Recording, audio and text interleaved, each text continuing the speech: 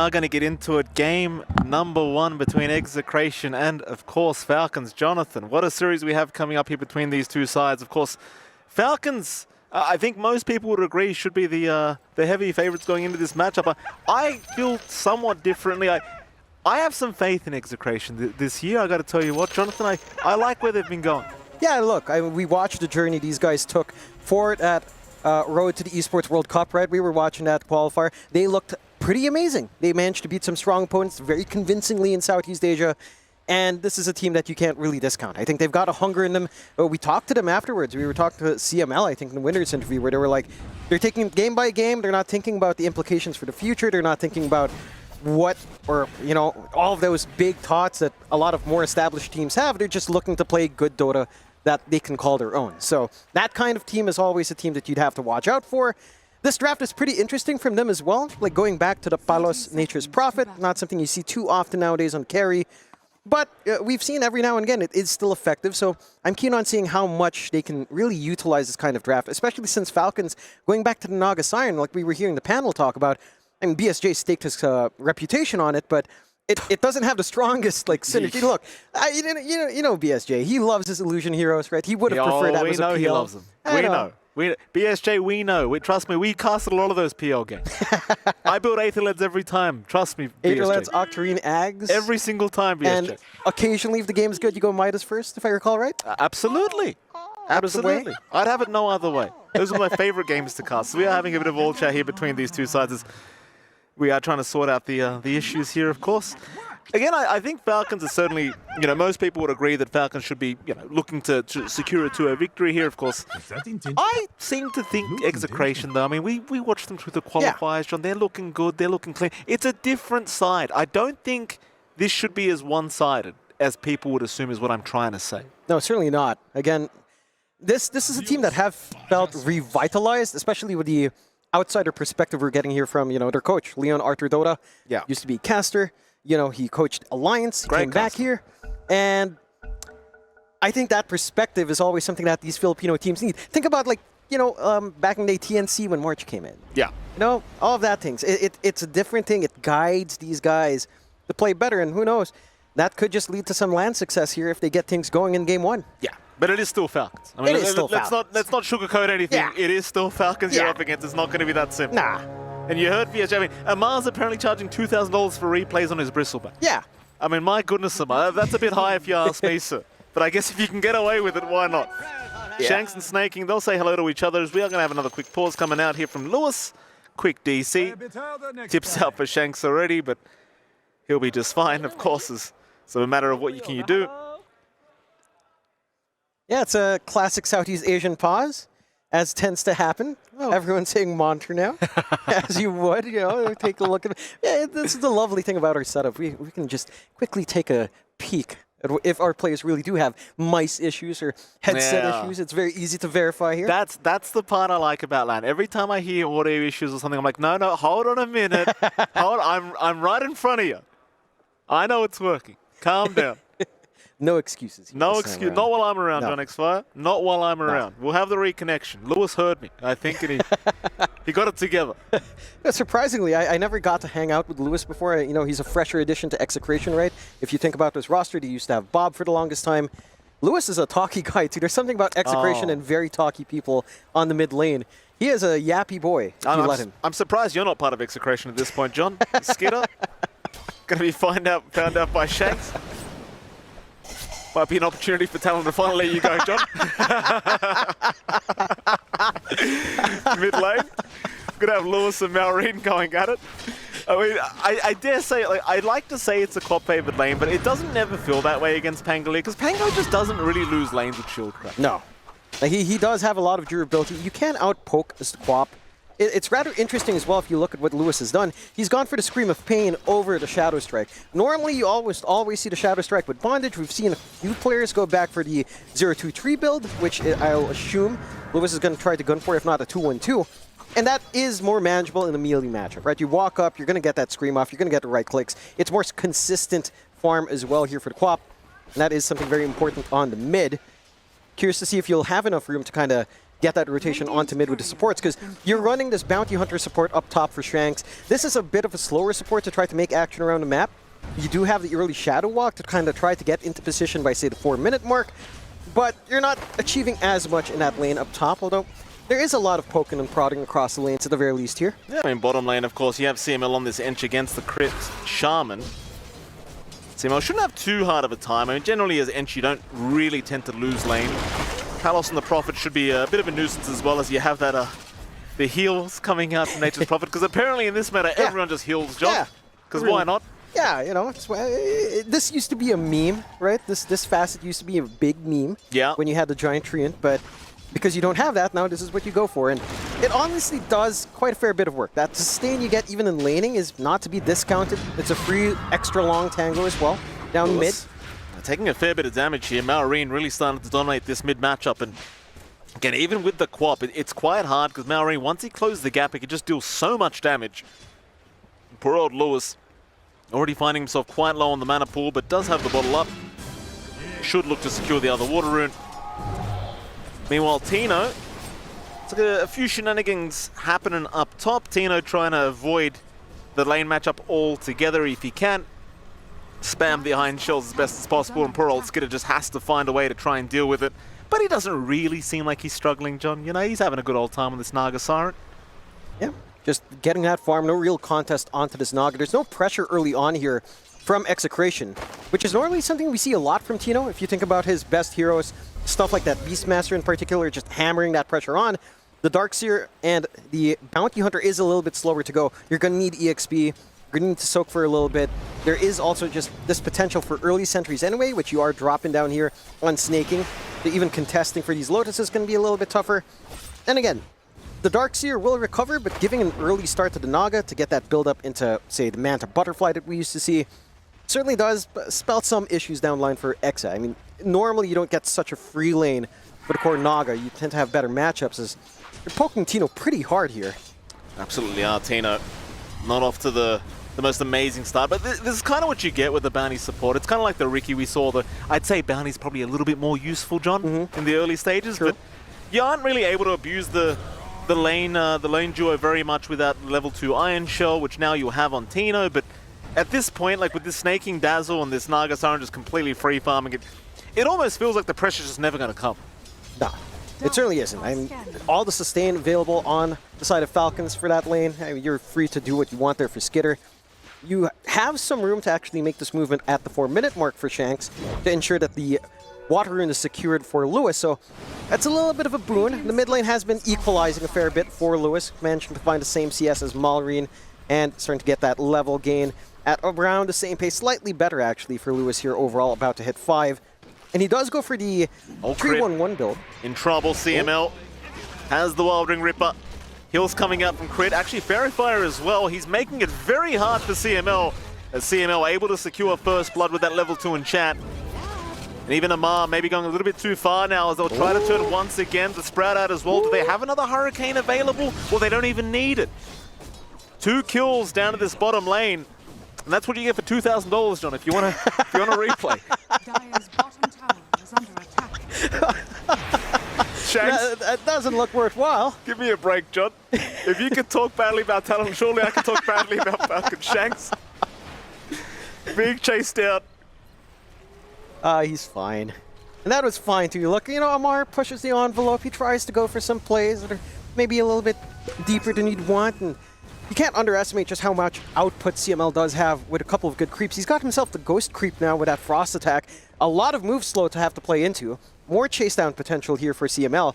He's just looking to poke Crit away from the lane, and that just gives so much space for Palos. Like, this Nature's Prophet is just free farming bot, no contest from Bristle, and it's just, again, it sets a really good tone. You're at the point where you could consider some teleportation ganks as well as the laning phase goes on. You can help secure the 6-minute rune as well, and again, it's just opening up this early phase of the game for Execration so far. Absolutely is. 6-minute power rune's about to spawn up. Falcons, a lot of priority here in ensuring Maureen does secure a power rune for himself. Of course, you're up against an Ench, so it can be a little bit annoying here with CML. CML probably going to have to look to back off, though. See if they get lucky, and they do not. Lewis gets an Arcane Rune. And he's going to be very happy about that. Oh, that he is. He already has level 6 up as well. Threat of Sonic Wave is on hand. Could look for rotation out. I will say as well, I really appreciate the Execration wards early on. One right in front of the Roche pit up top. You saw one D ward in the triangle area, just allowing them that control onto the mid, allowing that control into the camps as well for CML to build this army up. And sure, you D ward the triangle, the damage is done from him roaming around that area anyhow. And again, this early tempo. Malreen's getting very aggressive here. Lewis, he'll pop the Sonic Wave just to look to retreat. And Malreen probably should retreat himself and will do so. He just needed that second to think about it. Do I want to retreat? I probably should.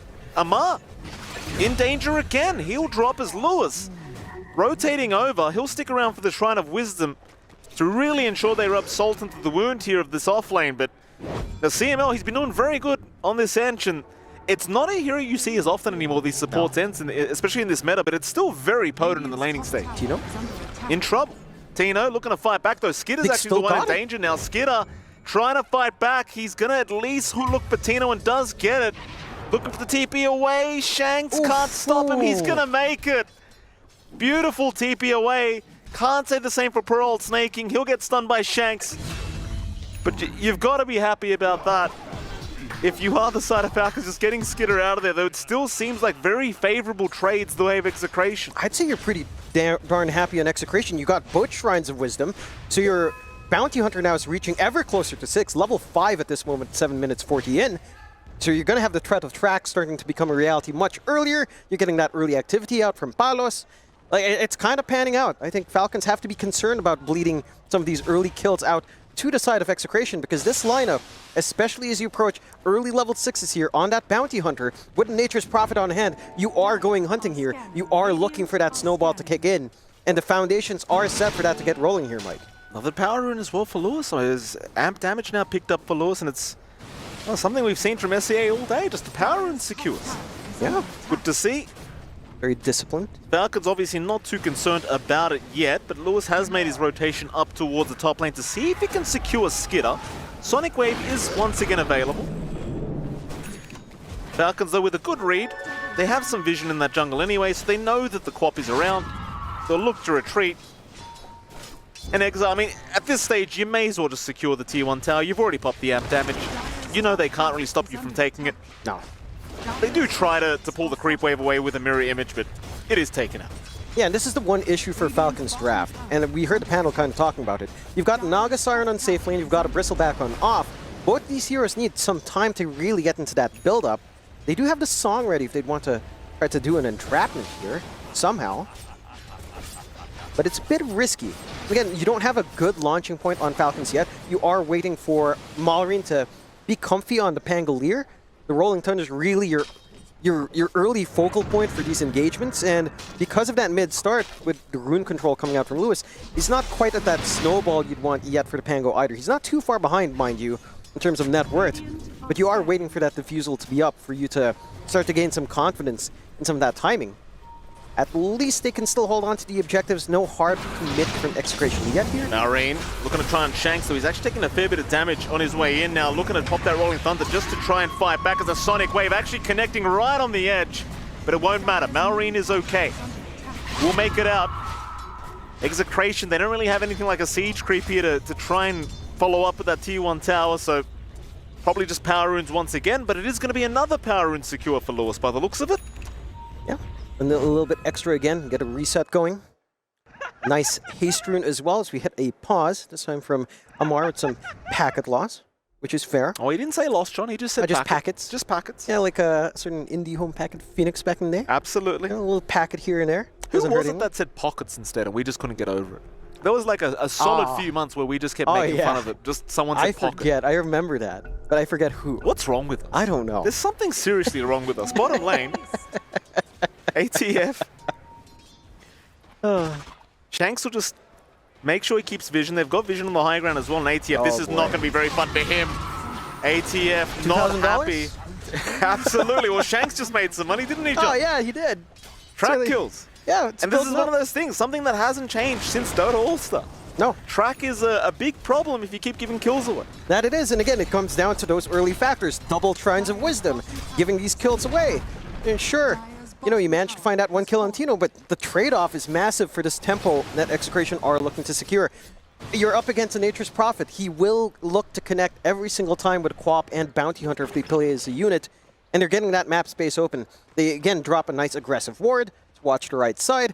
They're getting a lot of room out to get that aura building on Tino, who is probably the one that's kind of set back here on Exe. Look at that, John. And the army's there. Oh, yeah. My favorite. Snaking will deal with the Skelly boys, but only so long you can do that, John. No. They'll just keep coming. Look at him. Radiant's Here they Again. come. is under attack. Bring the boys in. Big jump in. Lewis, he doesn't really have much mana or spells So to much play with. The Maureen, he just cops so much. That Prophet ulti. Is under attack.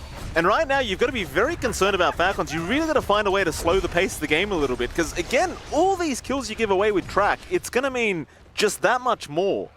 And it can really snowball out of control quite quickly.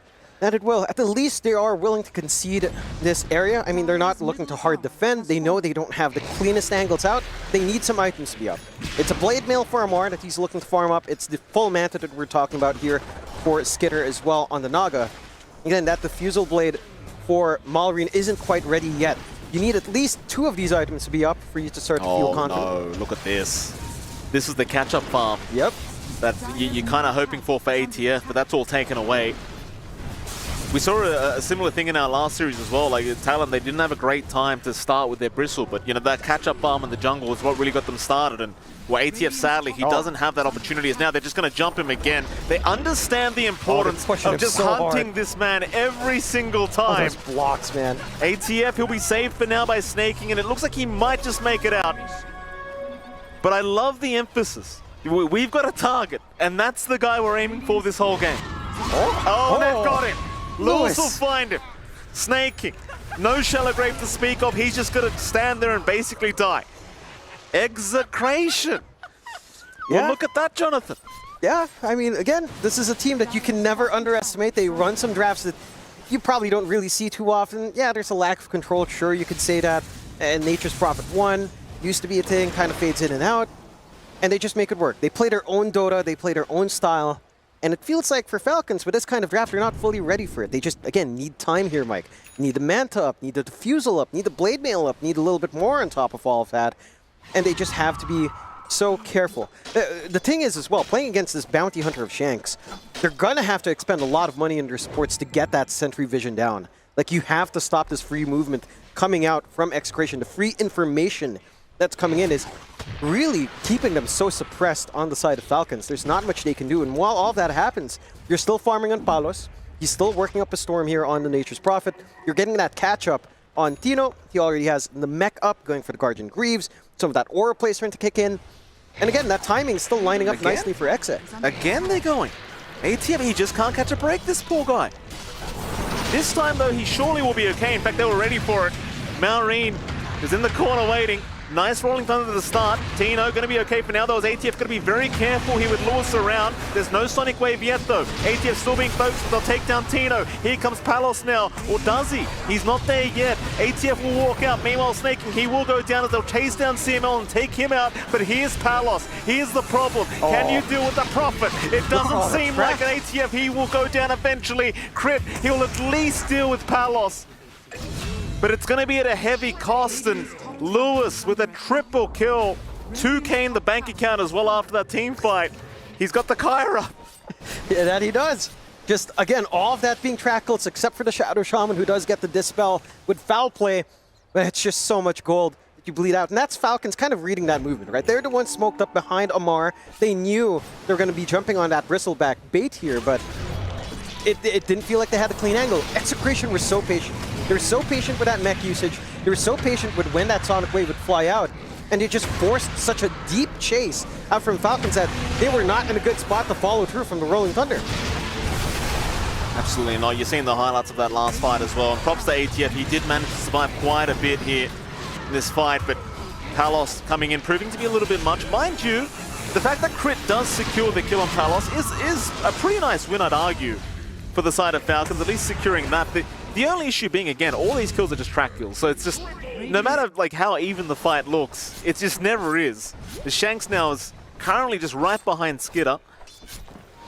Skidder has the game sense to realize he's around, and now he does. Of course, Palos does TP in. Spirit Vessel up there, misses the Sprout. Is under attack. Skidder will be able to mantle off the Vessel. No problems for him. He will be able to survive for another day. But certainly the message has been sent. The pressure is not easy. No, certainly not. And I really appreciate how Execration are playing. Oh, look at that ward. Yeah, look it's at that ward. Such a good one coming out from Shanks. He planted it earlier. He's not relenting. And the way they're clumping up in Execration is just so smart. They're working the map well. Down mid, a little bit of a roll around. Yeah, Sonic Wave does actually connect. Lewis on target every single time as Maureen trying to just remain on the high ground. TP's coming. Lewis, how far will you go for this, sir? The TP away from our Pango. He's actually going to make it out. Maureen will survive. Meanwhile, Skidder, he was chased for a moment here by Shanks, but he'll be okay as well.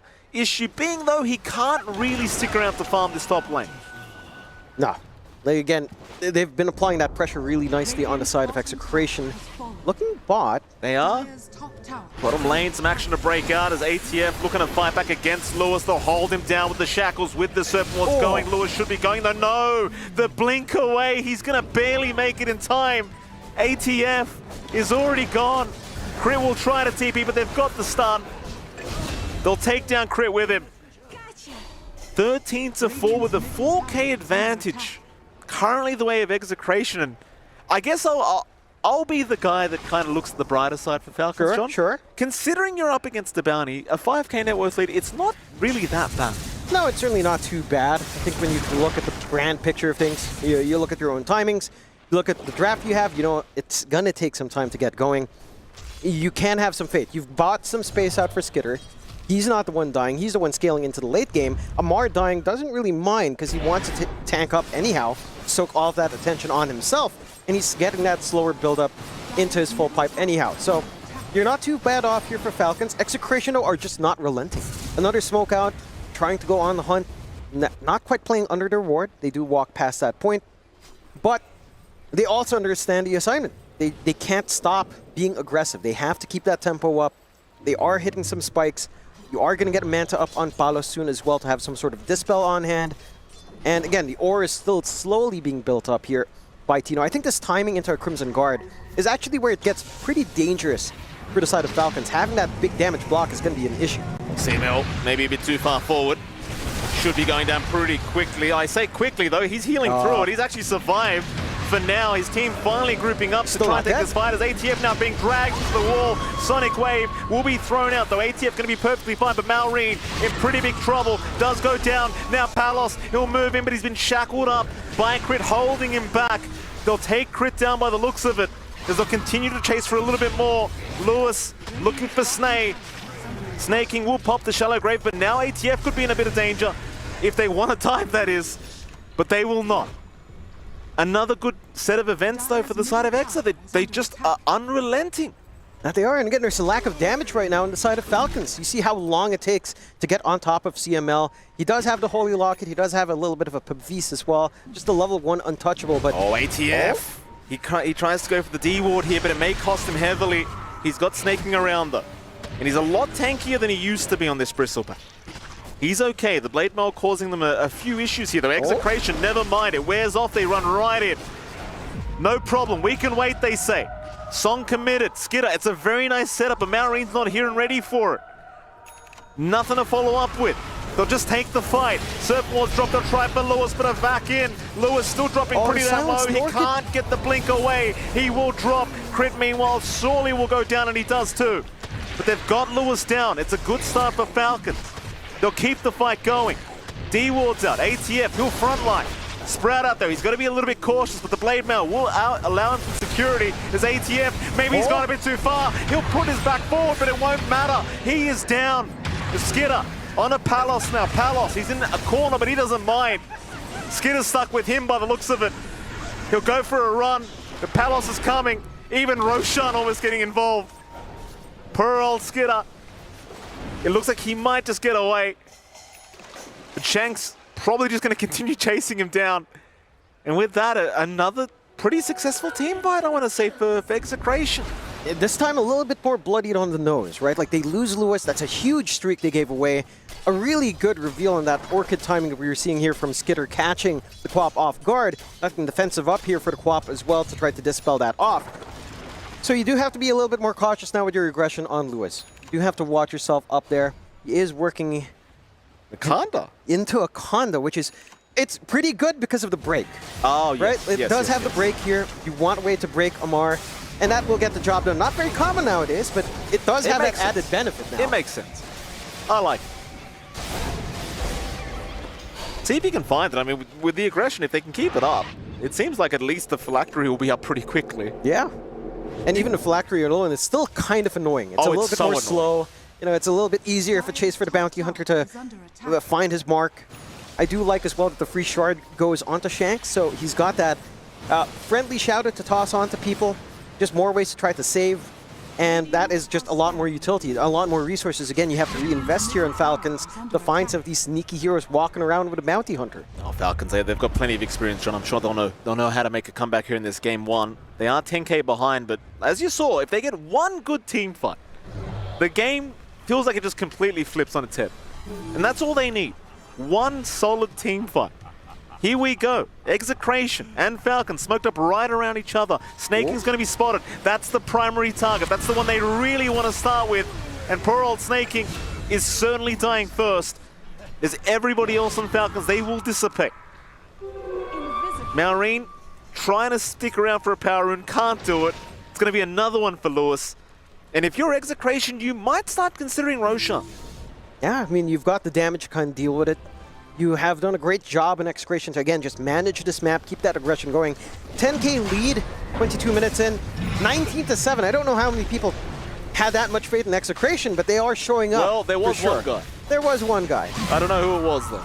We'll ask Nomad later. Yeah, we'll ask Nomad. Oh, yeah, he had some choice words there. You know, I would love to hang on here for the post-game. What are you saying about the Exa boys? Exa shot? It's all right. That's all right. It happens. It's all good.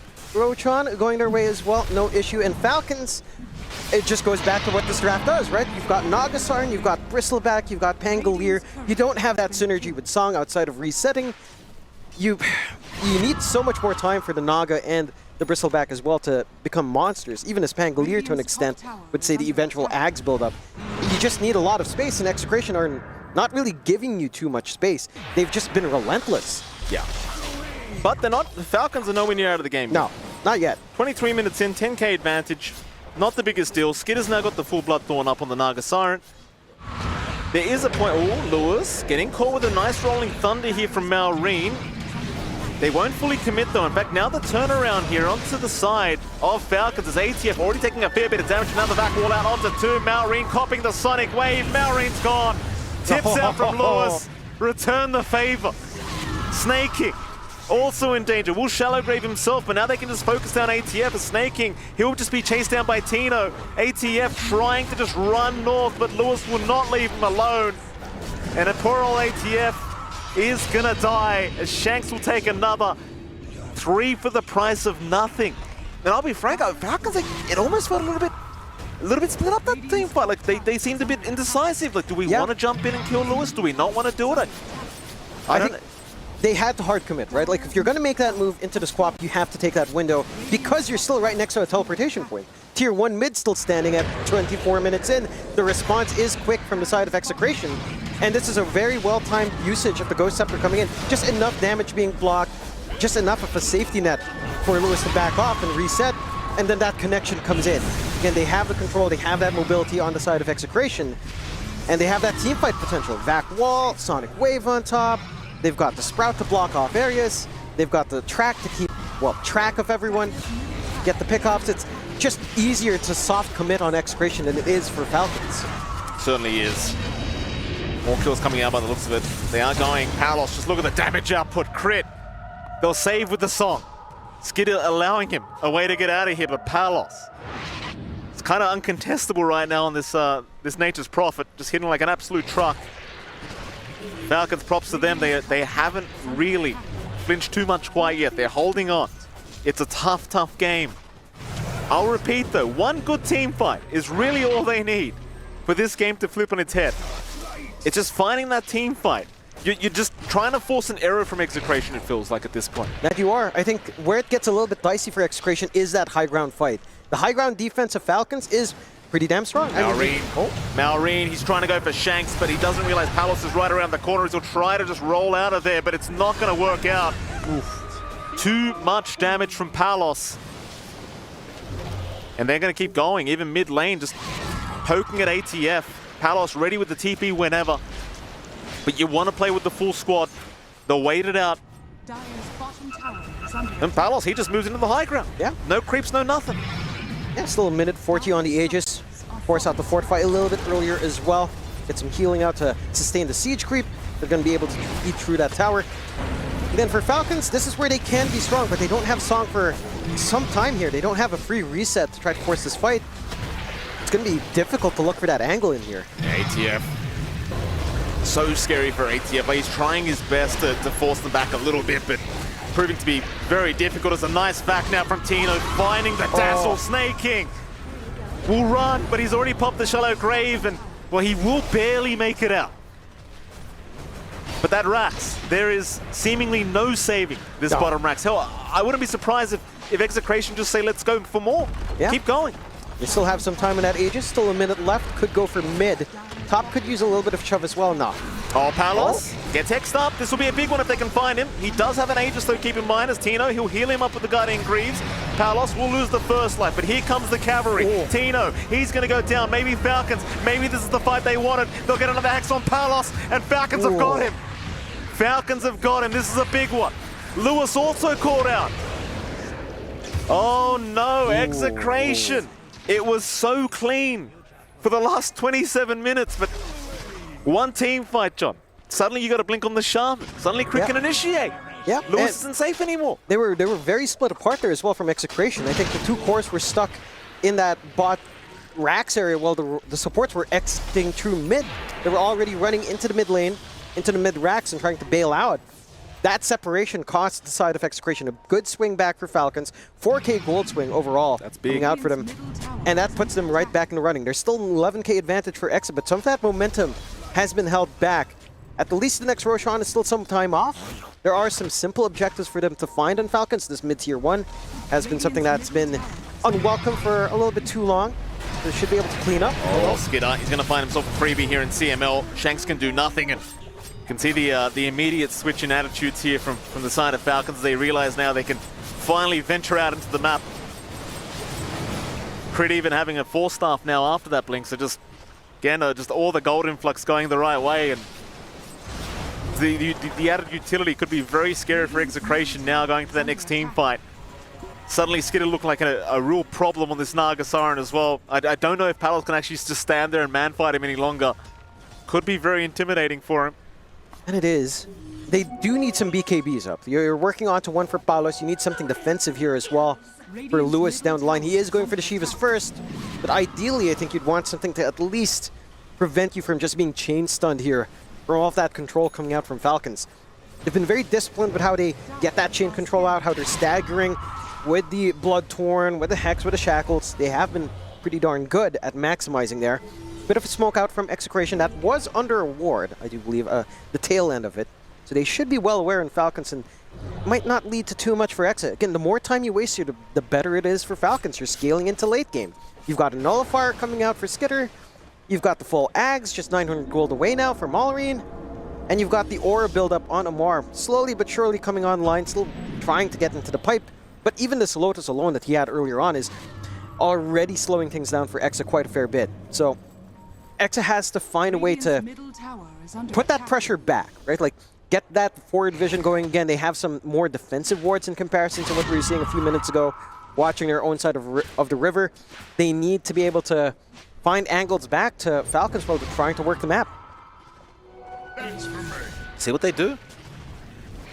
Falcons, for now, happy to just continue the farm game for themselves. Execration not looking to slow down too much, but they've certainly lost a lot of momentum here. They'll head up towards the top lane, maybe start to work on towards that tier 2 top tower. Maybe even just go through the twin gates and see if they can hunt down this Dazzle of Snake King, which is eventually going to get found out by Palos, I believe. And he will see him. Snaking. We'll find out the hard way. He does get a quick shallow grave off. Palos, unable to get the job done in time. Very quick. They really need something to stop these TPs as well, just outside of going out of Shadow Walk. Now that's been one thing that's been very consistent as well for Falcons. Kind of reminiscent of some of the issues we were seeing from Talon in the last series, where they did lack hard control. That's the one thing that's kind of giving Falcons this window. Like, you waste time trying to chase the Dazzle, you're not getting the farm you'd want. You're opening up the map once more for the rest of the course on Falcons to start to play this catch-up game, lead down to just 6K now for ATF. They're going to try for the Bristle. He's not as easy as he used to be to take down, though. Palos will move in. ATF already committed that Blade Mail, so they have no issues, and in fact, he's not too hard either. ATF. They have the Conda. They absolutely do have the Conda. Well, there you go. They've got the answer for that Bristle back. Falcons could not react in time, so a quick pick off here from Execration, and they're on to the outpost. Yep. Nice quick Torm as well. Torment. Excuse me, I said outpost, didn't I? I'm getting old, John. Yeah, you are getting old. It's been a while since we had those. Thank God they got removed. Yeah. You get that free shard on good old CML, so now the Sproink as well, making the Enchantments a little bit more annoying to catch out. And that's the kind of move we were looking for, right? Look for someone isolated, put that pressure on, take back control on the map. Roshan, not too far off now as well. Going to be the next focal point for both sides. And again, Execration are back in form. Just smoking up, keeping that pressure going here, trying to keep bringing that fight to Falcons. Oh, here we go. Shanks has been forced forward here by Crib, but a big back wall. Oh. Tino found 3 of them. Shanks is down. You went out the trucks coming in with the Sonic Wave to fly out. Skitter's in big trouble, but he get the song off in time. But Palos?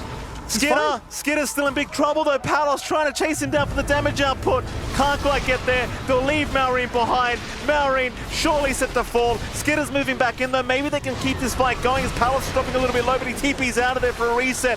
Meanwhile, ATF back into the fight. Snaking will go down to Tino as well. ATF still going, trying to deal with this Darkseid, but he can't really do so as Skitter being chased now by Tino. Palos incoming as well. ATF just trying to kill CML. They will get him, but Skitter might be dying as a sacrifice for that kill, and they do find him. Execration paying Falcons back, and well, the state of the game, it almost feels like it just went back to what it was. And it does. It's back to the 13K lead for the side of Execration. Very well-timed BKB usage out from Palos, although that's a big one. He's got no BKB available. Shackles will hold him down. ATF trying to get the damage output out. Palos going to go for a run. We'll get the sprout off, but he's been sprouted himself. He needs some help ASAP. Here comes Lewis. They're going to be there in time. Broken? The break is there, and ATF, he is just a sponge as Crit is in trouble. Crit regretting, following his call into this fight. Z will die. Now even Snaking. Oh no. One by one they come, but one by one they fall. Not like this. Not like this, indeed, Jonathan. As Execration onto the tier 3 tower. Racks to be taken, surely, if they have the chance. And Malrine, he is there to try and deal with the creep wave, but I wouldn't risk it. No. It's a rough game for Falcons. They work so well when they manage to use all their heroes together. When they start splitting apart, that's where Execration shines. This is what the draft does. And I think, again, this pickup of the Conda, just very clever coming out from Shanks. That break, you have nothing to do on Amar. Lotus doesn't really do much. It doesn't matter if you get a reflected back here. Oh, and there goes that pulse, John. Yeah, well, goes that pulse. I mean, it's still an expensive item. No one's rushing this. Anyone with common sense wouldn't rush that, at the very least. Not like before, when you'd get your Sniper Conda built. It's not as crazy now. You tell my pup teammates that, John. Oh. Jump in, Lewis. Oh. They're going to find Skitter. That'll be a big one as a Sonic Wave just doing so much. And the Spirit Vessel also there, but they can't follow up. Skitter will make it out. But my goodness, it's just so intimidating just how much damage is being dealt just purely through Lewis and Palos' ulti. Very scary indeed. Roshan to go down as well once again for Exeter as they hold a 21k net worth lead. And as I always like to say, John, it is currently their game to throw. That it is. And I suppose that's also one thing you can't take away from Execration or Southeast Asia. The potential to, absolutely, you know, just ruin your own game. No sugarcoating that, John. The potential to put it in the bin, as some would say. Got you with that one. But yeah, look, they are in a good spot. 31 to 13, 21k. No one, I don't think, coming in would expect Execration to perform this way. But you know what? Again, this is a team that can make things go if they play their own style, and this is their style. Skidder. They'll ignore it. No, they're moving in. They couldn't believe what they saw for a second there. Skidder. They'll drop the wall on him. Sonic Wave out as well. Skidder's alive though. He's perfectly fine. Is he dull at CML, but not so fine anymore by the looks of it. As here comes the cavalry, but they'll try to jump Tino. Tino being shackled up will go down. Crit. He'll get the force up down to the lower ground, so Lewis can't finish him off as Palos now joining the fight, but he's a bit late to the party. He'll move on to Snaking. Snaking in trouble. Snaking for the TP out. Will be able to barely make it. So a nice fight now for Falcons. 2-for-1 special. They only lose Crit. Skidder though, he's still in the mix, but the TP away should be enough. Yeah, do bail out, and they do find some good pickups there. Tino maybe a bit hasty. Oh, Malrine? Malrine's still around. Just look at the damage. Amp damage picked up. Won't really matter, of course. Lewis is feeling it now. Lewis will tip Palos. They want top lane. They're moving top. TP's out. ATF not safe on the map. Not a Mar. Not a Mar. $2,000, man. When they've got to keep the prices up, John. ATF. TP away. He can't do it though. He's going to go down a boot. Maybe not this replay, Amar. Maybe not this replay. But you got, again, Execration, they're playing well. I think that early move as well, when they forced the song in the Roche fight, just made it so awkward for Skidder to kind of look for that re-engage. With the song on cooldown, you just don't have that free reset. So finding the angle is pretty awkward. It's pretty hard to figure out when you want to take that fight. They still have the Aegis for some time here as well. Fairly fresh at 2 minutes 50 Palos. left. Palos is just been on point, man. He's on bully mode now. He's in bully mode. You know what this reminds me of? Palos when he substituted for Fnatic back in ESL 1 Genkin. Yeah. That's the form we're seeing. Tino. A bit of danger. Skidder doing plenty of damage. Tino, he's got a BKB up though. He'll be fine to surge away. Final racks of the game for Falcons. They've got to find a way to protect this. It's pretty hard though. Roshan ban has been dropped. You've got to commit somehow. Malrine, he'll move in with the Rolling Thunder, trying to find the backline. He's only really found Tino here on the Darks here. Maybe he can take him down, but the hills do come out. Tino's fine. Meanwhile, Palos just holding the front. He's still got the Aegis up, so he doesn't mind. He'll pop the Satanic. Still going here, Palos. He's just holding everybody else back. They'll deal with Malrine. Here comes Palos again, and now a big Sonic Wave out from Lewis, landing on 3 targets. Skidder, how do you fight this one out? He'll pop the song, chase down Palos, make it a 3v1, but Palos will just force staff away. They're still chasing, but how deep are they willing to go? Lewis, he's jumping on a crit. Crit is gone. Palos now man fighting Skidder. Skidder trying to move in for the Satanic, making it hard. Skidder, can he do it? Lewis there as well. Surely they've got him. Skidder trying to retrieve, trying to remove himself, but he does this. Palos will actually just TP out. Skidder's still in danger. Wall has been dropped. Surely he's down. Here comes Palos. He'll find a kill. Snaking to boot. Malrine is the only man left standing, but they'll buy back on Snaking as Malrine will go down, and GG is called. Execration taking game #1 up against Falcons. Can you believe that, Jonathan? I can. Or to TI as well. And this Axe 5 is really, really hard to shove out of lane, right? We saw it, the 1-3-1 build is insane. You eventually hit the point where you should be able to get yourself the Blink Blade Mail as well, if not the Vanguard, and you are kind of fine overall in just scaling up. But a little bit of an early group up. Stun out to CML. CML going to look to retreat to the north, but a nice glimpse back into the disruption though of Shanks. They can't take him down, and now Skidder's the one in trouble. Skidder will go down first. First blood being drawn from Tino. It's Crit, stuck in a corner. Will go down a boot. Palos to pick one up for himself now. Malrine going for more, but he will also drop. An ATF sticking around, but it ends up being a 2-for-3 trade. A double kill for Tino, plus the first blood. You couldn't have really asked for a better start. No, you really couldn't. And, you know, that's something Southeast Asia loves, doesn't they? A bit of an early scrap. Used to happen a little bit more often, but pans out. Really nice saves to stall that out. That disruption, very key from Shanks to actually give that first blood bonus to their Mars. They will have to go for a bit of a reset. We're seeing some movement back to the fountain here from Execration's end, but they do still come out 2-for-2 on the runes. You're more than happy to take that result. A lot of gold being injected towards Execration. 1,000 gold going their way with 800 going for Falcon. So you'll take it. You're a very happy set. You kind of set your lanes up nicely here. We'll take a look at those lanes as we are looking at mid. You do have that Beastmaster versus Bristleback matchup, and this is a lane matchup that shouldn't be too bad for either side, right? You're going to be able to farm up on both ends. You do have consistent poke from both sides. It is relatively cheap, the Axis and the Quills. And you should be able to kind of work this lane out here for Malrine. The issue is, it is a melee matchup into Bristleback, so as you walk up to the creeps to farm, you are punished more severely by those Quills. It is very mana intensive. Runes are going to be really important there. We'll see if they'll have that early movement that we've seen across the map so far. Down bot, of course, you're already seeing some early pressure onto Skitter once more. It is a very basic laning combination. It's Shadow Demon Mars, an old classic. Easy spear setup, a lot of damage comes in. It can be annoying to play into snaking once a decrep is up, sure. There's a lot of physical damage to kind of save you, to save from. But I don't see Tino struggling anytime soon. This is a melee matchup for Mars that feels pretty good. You always have the God's Rebuke to kind of reposition as well. And again, that spear threat later on does provide quite some aggression here down bot if they want to seek that out in Execration. Certainly so. Well, how's that top lane been going here? I mean, we haven't really had a look at the top lane quite yet. Palos and CML against ATF and Crit, of course.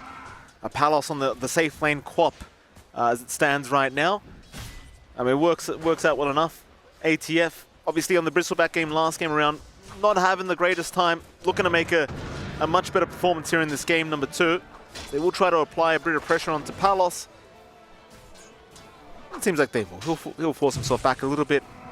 Do you like the pos 5 action? I mean, I'm personally a huge fan. No, I'm a big believer. I was talking to certain teams about what's been hot, and the Axe is one thing that popped out as a 4-5, which we, again, saw to the road to the Esports World Cup as something that was flexed, and now it's a little bit more popular. This here, it just does so much. It doesn't care about all of this damage in lane. It has a lot of HP to play with, a lot of armor with a double ring of protection that CML has worked himself into. And once you hit, say, level 3, level 4, once you have the 1-2-1 at minimum, things can start to get a little bit scary. He can start to dive creep waves. You're a melee core. In the Pangolier, it's a sitting duck to one good call, one good lineup. And you're playing with a Quap. There's a lot of damage in this lane for Execration to leverage. Not as much coming out from Falcons. So again, they have to watch out for these laning weaknesses. That's something Execration identified very early on in the last game. And again, they end up with a lineup that can kind of make use of these weaknesses in the side lanes and the mid lane as well. Absolutely. Stacks already being made as well by Malrine in the mid lane, as you tend to do. Malrine ensuring that he's going to have himself a good bit of catch-up farm in case things fall a little bit behind. But so far, so good. You know, there's Lewis 5 CS ahead, but it's not too big of a deal. Kind of expected. As bottom lane, they are trying to keep Tino away here from their Sven. Skitter, he's been having maybe a bit of a slower time, but you kind of anticipate that into the SD and Mars. It definitely can be a little bit scary trying to go too far forward to secure those creeps. It seems like Skitter will play a little bit on the safer end of things. For snaking, can't really do too much if he does get caught as well. They will go for a quick disruption onto Snake. They don't really have a nice spear angle though, so he's going to be just fine. But they're doing a good job of just zoning out here anyhow. Up top, a little bit of a deep chase. Level 2 Battle of Hunger up. They'll need another one though. CML might dive, he'll apply it. ATF's going to be there to try and help out. They'll kind of return the favor here towards CML. He might still actually get the kill into this Disruptor, to be fair though. He's still ticking away, but it looks like stick charges will keep him alive, as ATF in the meantime will continue the fight against Palos. Force them back. And he does indeed ensure the Crit does remain alive, just barely. And he does, but he's going to have to walk back to Fountain and then TP back to lane. It's a lot of time you're surrendering to Palos, to CML to just kind of do what they want in that lane. The solo Pangolier's not going to feel too comfy, he has to play safe.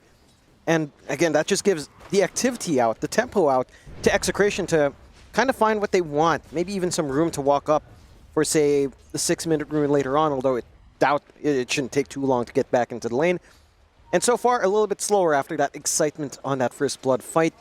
But all lanes kind of going relatively well for Execration. Maybe the mid lane's a little bit more back and forth here for Lewis and Mallory. Not too far behind in that Beastmaster still having access to those camps you talked about. Amar has been having that slower game, as he is being poked quite hard up top. He is being poked very hard, John. ATF still trying to go for the fight. Call is out though, so he has nothing to really commit. He didn't have any spells off cooldown anyway. Meanwhile, mid, Lewis going to be chased down a little bit here as Malrine and Crit trying to secure a kill onto this Bristleback, but there is some TP rotations coming in from Shanks. Lewis, though, still being slowed down quite nicely by the ball, but a nice disruption from Shanks going to ensure that they can't get the final bit of damage out. So Lewis will survive. Snaking now showing up as well, just chasing down Shanks a little bit. He'll be able to scout out these stacks that were being made in the triangle as well as snaking. Not deciding to back off yet, but eventually will. Of course, wants to ensure the SD is not coming back for these 6-minute power runes. No. That's one thing as well that Execration was just so clean about in that last game. They always had rune control. Again, same thing that we were seeing from Talon. The Southeast Asian teams have been emphasizing the mid quite a fair bit. See if they get lucky this time around with spawn. It is going to be down bottom. CML will chase down Crit. Maureen wasn't even really around the corner. He'll come now and just try to secure the life of this Axe. With the glimpse back, they should have it quite nice. CML will go down, and in fact, Snaking picked up the app damage anyway. So nice power rune denial here from Falcons against Exa. Lewis will get nothing, and it seems like Lewis now going to try and just take these stacks away while he still can, because they know that Snaking has seen all this. So Falcons are very well aware there's quite a bit of gold here in this dyed triangle, and Snaking just trying to be an absolute menace with this Nether Blast. Taking a lot of creeps away here from Lewis, even Maureen now intervening. Forcing CML to TP in. Palos also around the corner. He's going to blink right onto Maureen. A big sonic wave, finding Crit first. The glimpse back actually saving the life of the Quap. Palos would have died, but the glimpse, a little bit unfortunate. Yeah, you know, sometimes you get jumped, you're like, I gotta save us from this situation, saves the enemy team instead.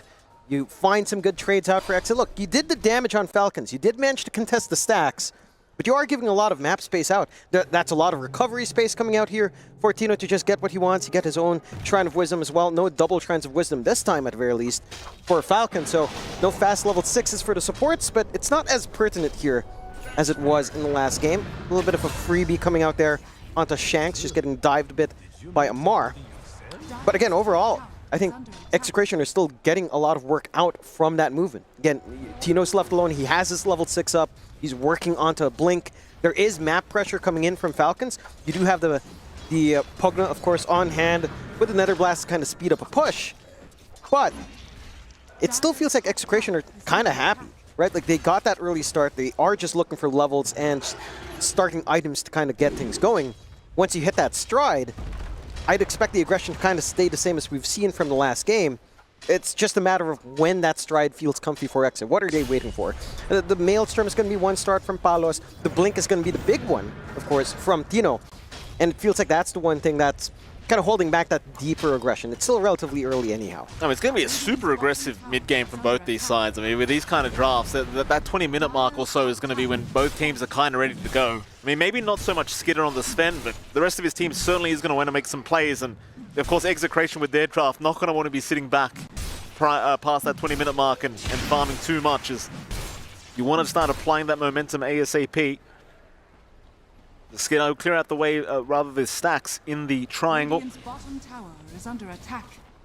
WS currently sitting at the top of the net worth board on this Mars, which isn't overly surprising considering he got a double kill plus the first blood.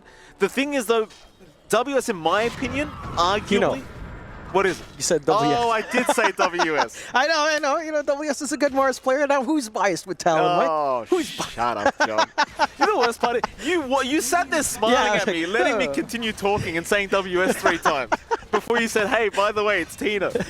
You were flowing, you know? I was like, is he going to say it again? No, you were enjoying yourself. Yes. No, I was also enjoying myself, but that's besides the point. But yeah, you know, it's been doing great. Well done, John. Well done. You've done it again. Off the first blood. And now he's just about 600 gold away, 500 gold away at this point for that Blink. And again, that's the timing for Exit to start things going. I think if you're on Falcons, you're happy enough with all of the space being given out to Skidder. Like, he is working up. He has one of the 3 items we tend to see from Sven before he's active. Execration are not waiting around out. They're smoked. They have that arena ready, and they want to take mid. Alreen could be a bit problematic, though. He's around the corner. Will reveal himself. The numbers here, though, Execration. 10-minute power rune about to spawn up. That's what they're going to try and use as bait. Tino has the arena ready. Haste rune has been dropped, and in fact, they don't bother. Fair enough, maybe just not wanting to go for the harder kill on the Beastmaster, which could have ended up in a bit of a disaster here as Maureen gets right back into the triangle. Back to the farm game for him. And he is now top of the net worth board as well in this piece, which is pretty damn good news if you're Falcons. That it is. The early tempo from the timing on Ags, we've seen time and time and again, is not to be underestimated. That damage output is pretty high. I think for the side of Execration, allowing this free farm game to go while using that time and space to group up and try to smoke and not find anything is damaging some of that map efficiency here. Not that you have the most farm-heavy heroes, mind. The most farm-heavy is likely just Lewis on that Bristle anyhow.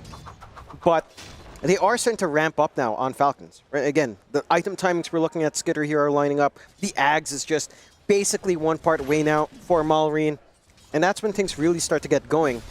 For Execration, at least, again, there's some times you'd want to wait for on your supports. If they can start to work into, say, the Blink Vanguard here for CML, you start to get some initiation angles out that way, plus that Blink on Dino.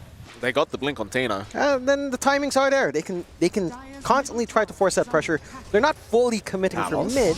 Palos is very deep. Static Storm's going to be dropped right on top of his head. Palos needs a bit of time to get rid of this kinetic field, and he kind of just ran the wrong way. Unfortunate. Palos, very deep, assuming they couldn't really deal with him, and well, that's a big kill here for Skitter. He'll be very happy with that. In the meantime, Execration trying for that mid-tier 1 tower, but Malrine is making life very difficult. He will show himself, though. There's plenty of heroes around this area, but Execration looks like they're kind of doubting themselves as to whether they actually want the fight. And I think the answer kind of feels like a no until Palos is back up. You'd just be lacking so much damage.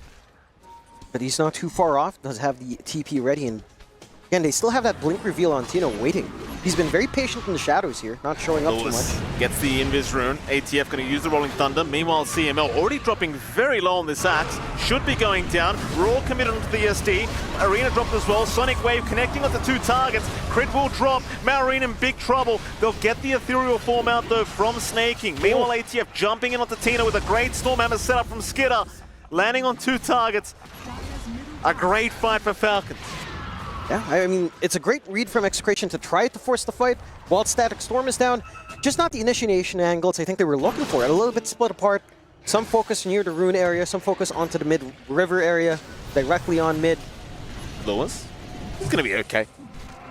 No real threat for him at the moment, but again, Falcons certainly in a very nice position now. Skitter finding himself top of the net worth. Malrine just behind him on the Beastmaster. Everything just going swimmingly at the moment as Execration is still trying to apply this pressure into the mid-tier 1 tower, but they just don't have the numbers anymore. No. They have to kind of sit back and wait. Like, you're not in fighting form yet for Lewis to be fully online. He is going back for the Sanjin Yasha, still lacking the Yasha into the BKB. And once you get that BKB plus your Shard, that's when things can maybe start to simplify. Your presence in the arena is a lot better to play with. Your follow-through is a little bit cleaner. Again, when you think about the teamfight potential from Falcons as well, I mean, the Static Storm is just going to ruin you every single time. And now they do have that full Ags up and running as well on Malrine. So the damage is there. They're going to try to make it work with a smoke, see if they find an angle. They don't have the most aggressive vision on hand. They do have one on the top jungle, but no one's really hanging around that area. I mean, we know where ATF is. He's currently just chasing down Palos. There's one hero they can aim down. ATF going to try for a Rolling Thunder. Disruption will cancel though from Shanks, and ATF sadly not going to find the time to get that Rolling Thunder off. Nice pickup here for the side of Exa. Yeah, and again, that also allows them to dodge out the smoke. Wrong position coming out for Falcons. They will manage to steal away a Shrine of Wisdom, which is a nice little win for them. A little bit more EXP again to these supports, getting some key spells up and running. But it doesn't feel like they're also just outfarming the side of Execration at this point. Net worth lead around 1K, not too much to speak of, although. They are going to find the SD. A nice pickup here from Falcons. Malrine will take that one for himself as Tino, he's in the corner right now. They'll glimpse him back. And Malrine very happy now with a double kill on this Beastmaster. Falcons really kind of just proving they're not going to have a rerun of that game one. Nah, they're certainly finding some way to bite back here onto Execration. And for Execration's part, it's not the same lineup as it was in the last game, right? Like, it's not the same story with a bounty hunter, with a global presence of Nature's Prophet, where you're always constantly on the hunt. There has to be some tempo coming out here from Exa. A little bit more measured movement out, a little bit more patience coming out to wait for some of those key items to be up. And they are getting the space out. Like, Palos does have the full Maelstrom, slowly working onto the Mjolnir. You've got yourself that BKB being worked on, one part in now for Tino. And Lewis, again, just managed to finish up the full Sanjin Yasha, needs the BKB and Shard to really get things going. So the puzzle isn't fully set yet. It's not kind of set to be solved just yet by Execration. It's Falcons that I think really want to take advantage here. As, again, the Ags timing out for Mallory's big. He's going into his own BKB spikes. You've got the Blink slowly coming together for Skitter. And the damage output of this Fen, they have no easy answers for here on the side of Execration. They'll find a mid-tier one that they've been posturing for a while. But it just doesn't feel like you have clean opportunities. They'll try with a smoke, though. Not willing to dive the tier 2, but they could run into that triangle and find Skitter. Instead, they're going to head up towards the top lane. You'll find at least Crit there and Snaking. So the support duo, maybe just set to fall as Tino immediately just dropped the arena. Palos also going to run into the Pugner. Can they stop the TP? They cannot. Unable to make it in time, but they will walk away with at least the pulse for disruptor kill. Lewis also intervening here with Skitter's farm. Try to bully him out of the triangle, but Skitter's already got all the farm he could ask for. Here is Lewis. Looks to back off. Actually juked out that stun, I do believe, with the illusions. That damage. Skitter in big trouble. Lewis, he does take him out. Lewis with a very nice dodge on the illusion. Trying to run. Will maybe make it out. ATF, they're going to cut him off with a Rolling Thunder. Lewis should be set to fall here, and eventually they will get him. Tino as well, not going to be escaping as Falcons. They will lose their carry, but they'll get a lot for it. Yeah, very worthwhile for the side of Falcons, of course. Roshan still doesn't take too long, even without the Sven, as you have that output with Malrina on hand. But I've got to say, very cheeky out from Lewis. He didn't even pop his Warpath active without seeing red. He just had enough output with quite a fair bit of viscous nasal glue coming in. That Sven just gets ripped to shreds. Still, first ages of game heading up to Malrine very early on. You still are in control of this game here for the side of Falcons. 13-10, 4K up. And look at this Duke of the Stormhammer. Boom. Yep. Beautiful. But look at his damage. Just ridiculous. It is ridiculous. It doesn't matter though at the end. Lewis, he gets the kill on the carry, but ultimately the rest of the team just ends up dying afterwards anyway. So not really a bad deal for Falcons at all, really. No, maybe just a little bit too split apart again from Execration. We saw them posturing. They were trying to make that move in. But Lewis was just a little bit early taking that opportunity out, and it does cost him in the end.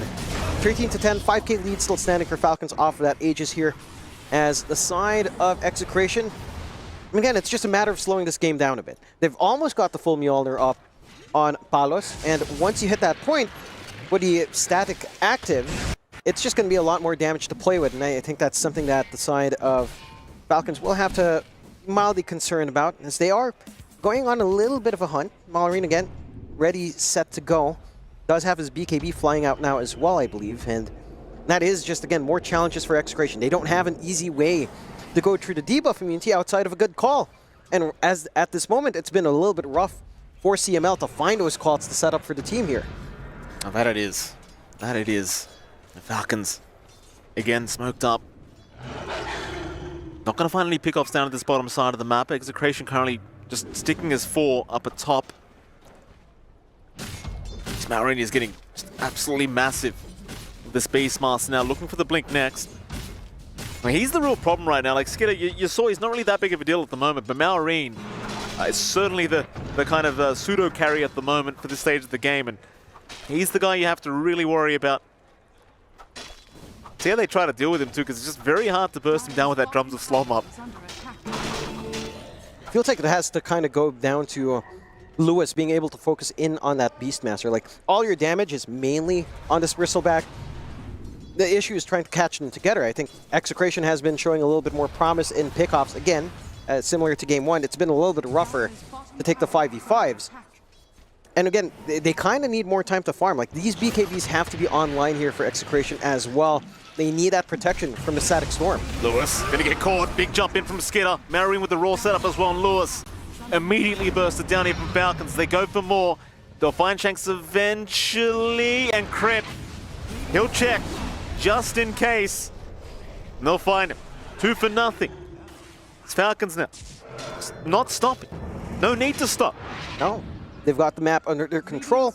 They've got a Tormentor to take. They've got really good wards to watch around a wider range of the map than you do on Execration. A little bit lacking in aggressive vision here for Exe, as they are just looking to play it safe. See who does get this lucky shard coming out from the 20-minute mark. Is going to go to snaking. So a little bit more coming out there with the life drain on the ward. Just more presence coming out here from that Pugna. For Execration, again, it's just a matter of waiting out BKBs. You're just a recipe away now on Tino. You are still 2 parts away for Paulus, which is a little bit more painful. And Lewis as well is a little bit far behind. Until this triple BKB timing is online, you're not going to be able to get too much out there. Absolutely not. Thank you, Crit.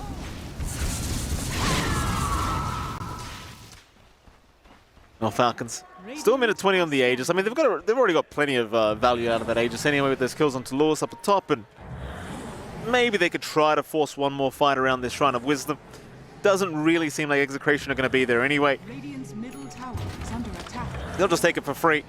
8k advantage now, the way of Falcons. And at this point, with this kind of draft from Execration, like you've fallen so far behind. How do you even make the comeback back into the game? It's just, again, a matter of patience, a matter of looking for those openings. I think overall, you shouldn't be too worried about being extremely outscaled on Execration. We've seen the Bristleback Sven before. Bristleback can come out on top depending on how you kind of take these fights. The issue is just looking for these team fights is a little bit harder. Again, you're very reliant on Tino to land a good arena. It is a little bit easier now with his own BKB up, but again, you're looking at some BKB timings being online as well for Falcons. Fresh BKB for Skitter, fresh BKB for Malrine. So whether or not you can get that control remains to be seen. Falcons are still ready. They don't have too much time in the Aegis, so you did manage to dodge that out on the side of Execration quite nicely, but they got value. 8k up from the start of around, what, 4 to 6k earlier on. Doubling that net worth advantage is huge. Oh, Skinner finding another big target. Palos going to try with the Sonic Wave, but can't do it. Another great kill. The side of Falcons. Skinner takes down Palos along with Crit. Falcons, I mean, they're just looking for towers now. Just Lewis? Take objectives. Lewis also caught out here. Skinner and Mallory not done yet. Lewis hanging around that northern part of the map will get caught. Meanwhile, the Static Storm going to catch at least one, but the glimpse back into the Static Storm for Shanks. And poor old CML, he's not going anywhere either. Or does he?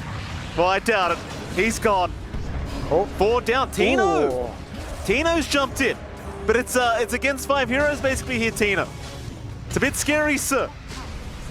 Pop his BKB and run. Yeah, a little bit rough. He missed the God's Rebuke as well in that jump in, so he couldn't really look for that burst play.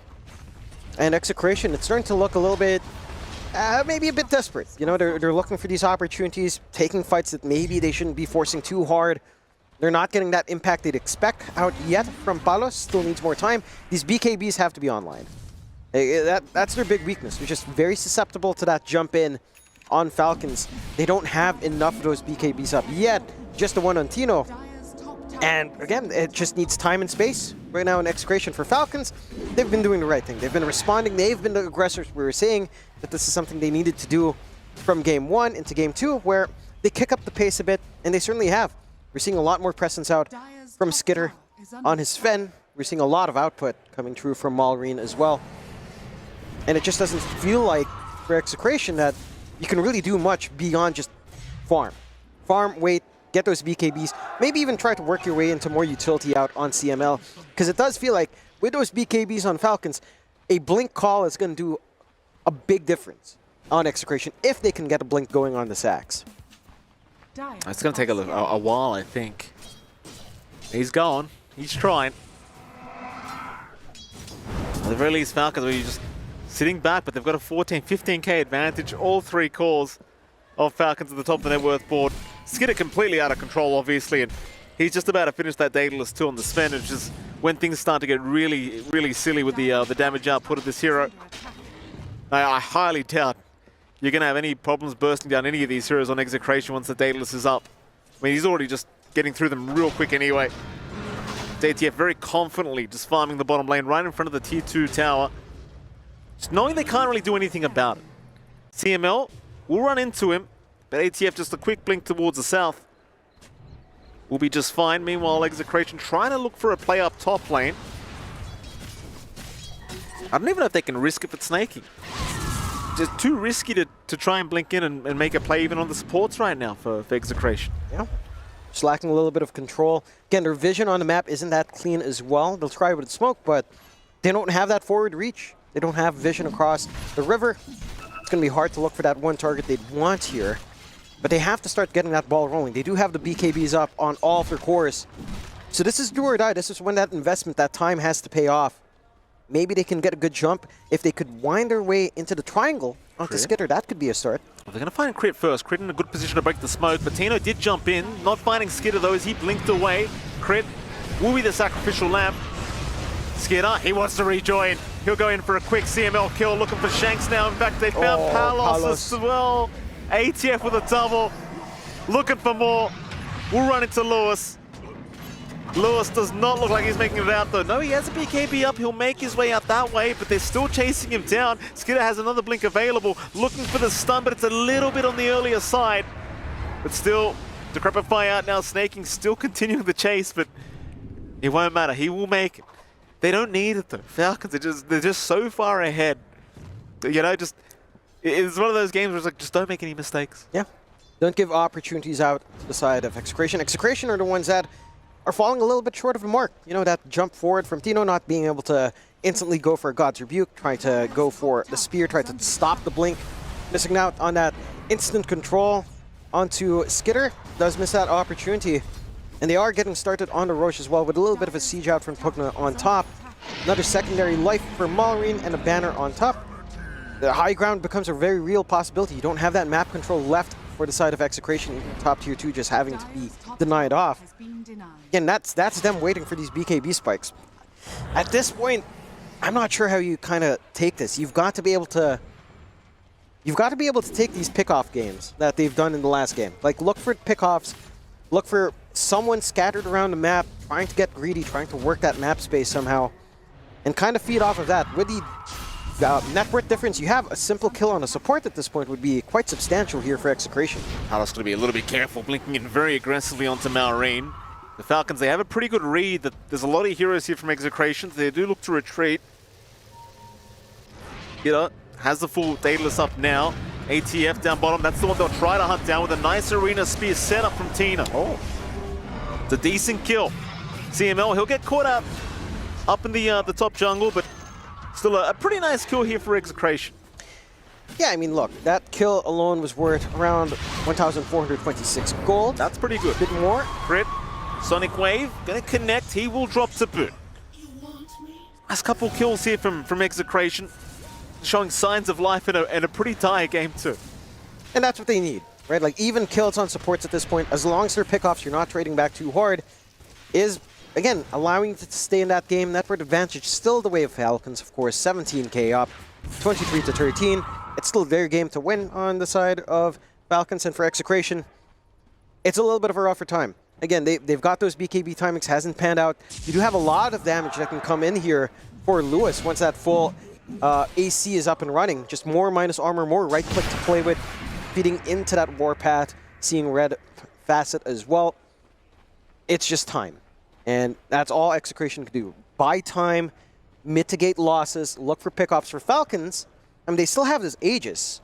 They are working themselves into the refresh now on Malrine and the full Satanic up for Skitter. They can't afford to sit back and wait.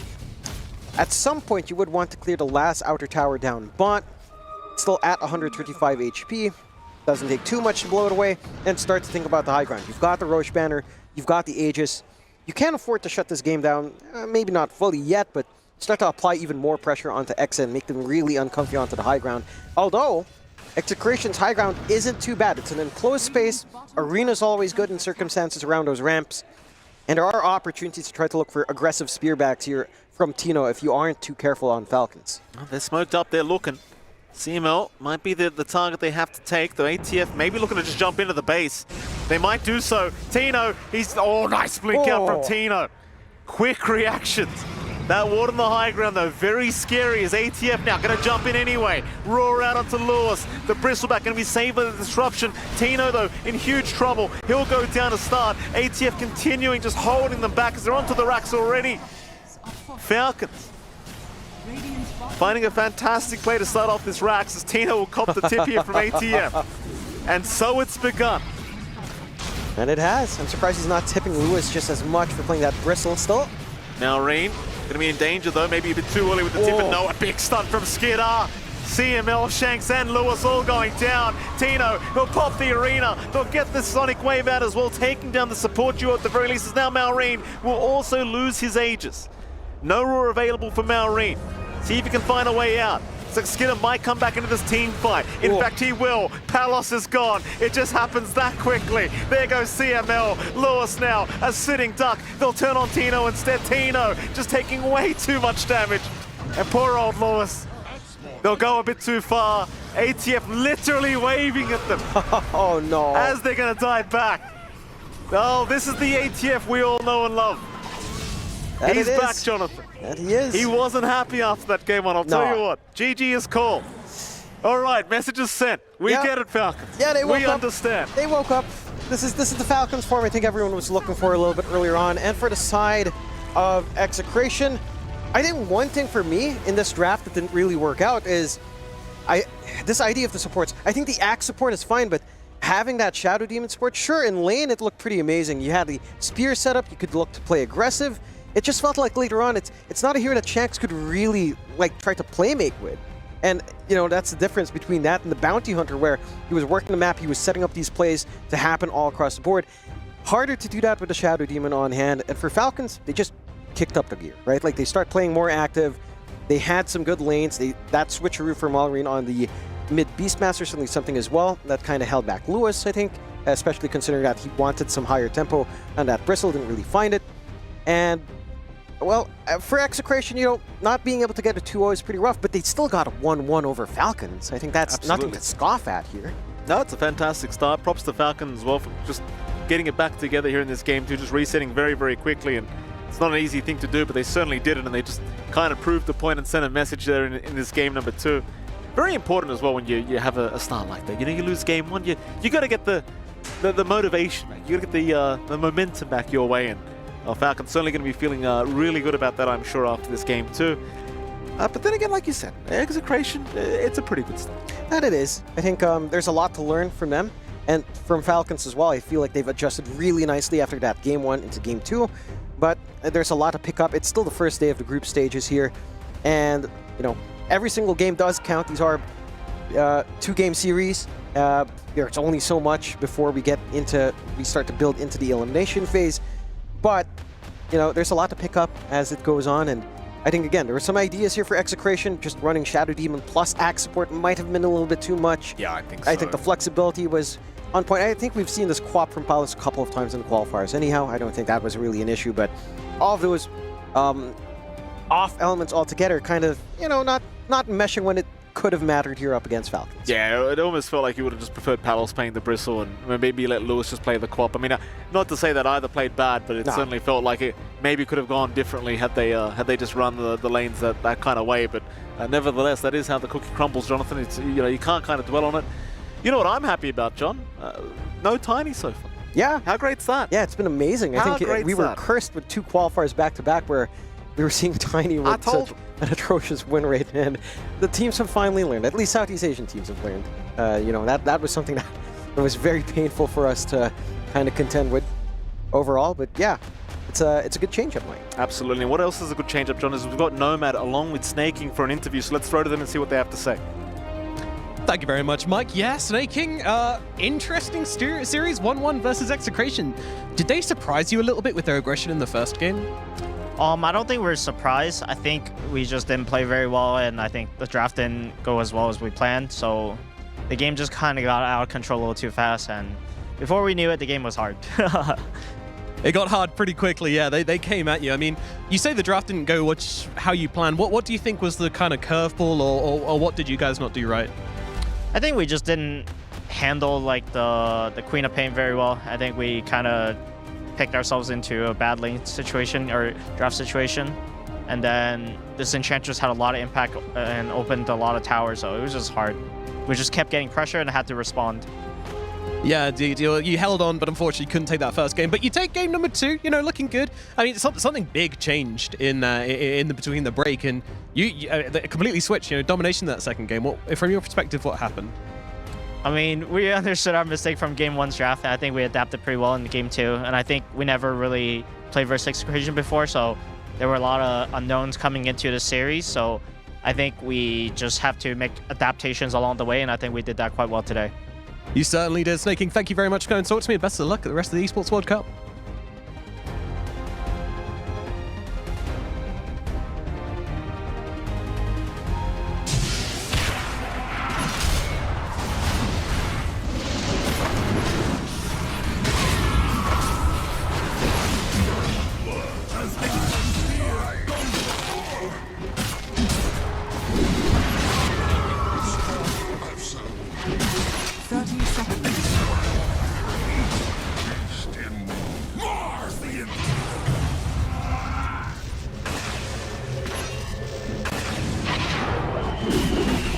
Middle tower is under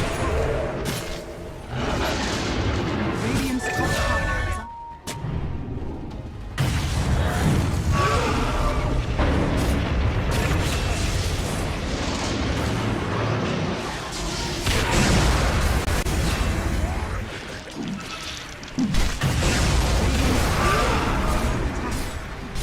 Dire's bottom tower is under attack.